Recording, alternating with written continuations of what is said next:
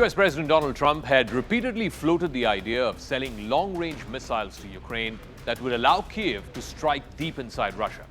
That was a view that he had floated, which would increase the leverage that Ukraine would have to force Russia to come to the negotiating table. And this was in the run-up to Ukrainian President Zelensky, who had scheduled a Friday meeting at the White House, hoping to finalize the acquisition of American Tomahawk missiles. But by Friday afternoon, President Zelensky left that meeting with President Trump disappointed. He told reporters that President Trump had insisted on keeping the Tomahawk missiles for America itself. The Ukrainian president would no longer talk about acquiring the Tomahawks, although both countries would continue discussing the issue. We just had a call, as you know, with President Putin. I thought it was a very good call, so we'll talk about it maybe later. But it went very well. But that was not how it was earlier in the week. Between Trump's comments on Tuesday about transferring long-range Tomahawk missiles to Ukraine and Zelensky being let down on Friday, there was one pivotal moment. That was a lengthy phone call between Trump and President Vladimir Putin of Russia, who appeared to talk the American president out of this idea. It was the latest example of Trump altering his position after a personal interaction with Putin. He had acknowledged in the past that he has felt misled by the Russian president, but his frustration with Putin quickly dissipates. The same happened in Alaska earlier this year, and now this. I have to say, we want Tomahawks also. We don't want to be giving away things that we need to protect our country. In March, Trump had declared that he was very, very angry with Putin. In May, Trump had called Putin's attacks on Ukraine absolutely crazy. And then in July, Trump even vented to reporters that he believed that the Russian president was leading him on by promising to enter into peace negotiations, but he was never intending to follow through. But each and every single time, Trump has re-engaged with Putin, hoping to strike a deal to end the war. Trump's dithering stand on sending Tomahawk missiles to Ukraine only further raises the stakes of a proposed summit between Trump and Putin in Hungary in the next few weeks. Secretary of State Marco Rubio is also planning to meet with his counterpart, Sergei Lavrov, Russia's foreign minister, in the next few days. After speaking for more than 2.5 hours on Thursday on the phone with Putin, Trump said that he planned to meet with the Russian leader in Hungary in a couple of weeks' time. He also said that his intention was clear: to try and discuss ways to bring an end to Moscow's 3-year invasion of Ukraine. Now, incidentally, in this 2.5-hour-long phone conversation between the presidents of America and Russia, it came just a day before Trump was all set to meet with President Zelensky of Ukraine at the White House.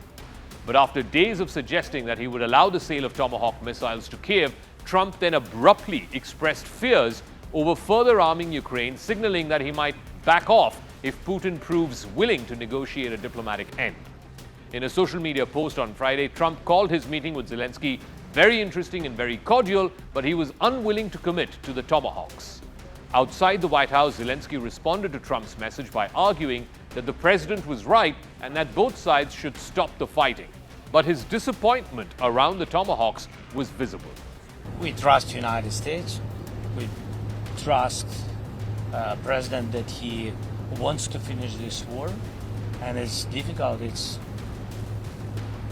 very tough solution. It's understandable why. Earlier in the week, Trump discussed the idea of sending these long-range missiles to Ukraine during his call with Putin.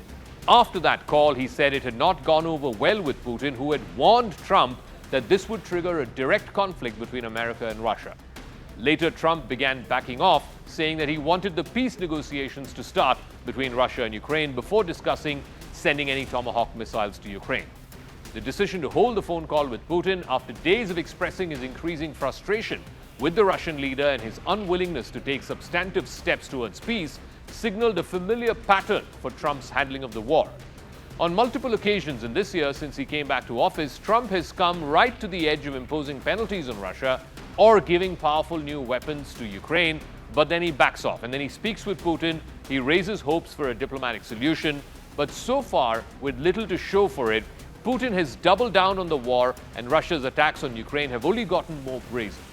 Back in the spring, Trump had accused Putin of playing with fire in his conduct of the war. He said he was considering imposing sanctions, but 2 weeks later he backtracked and said that he was only testing the waters to see if Putin was serious about the negotiations.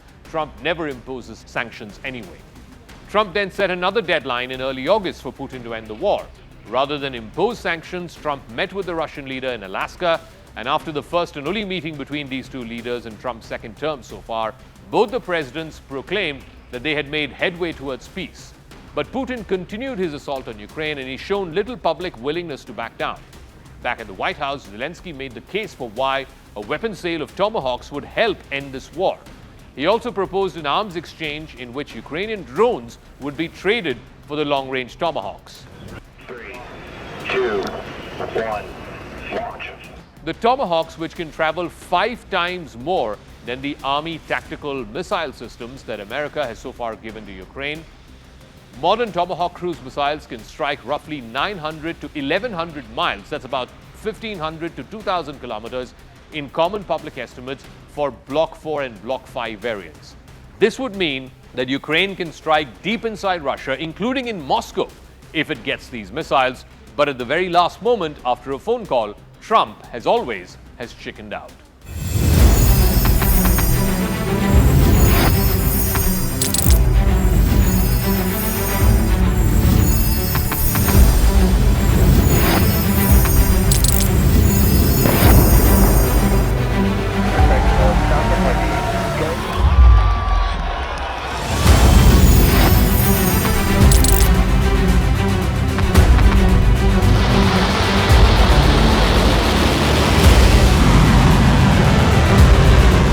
Been fighting so long and so hard that they don't know what the they're doing.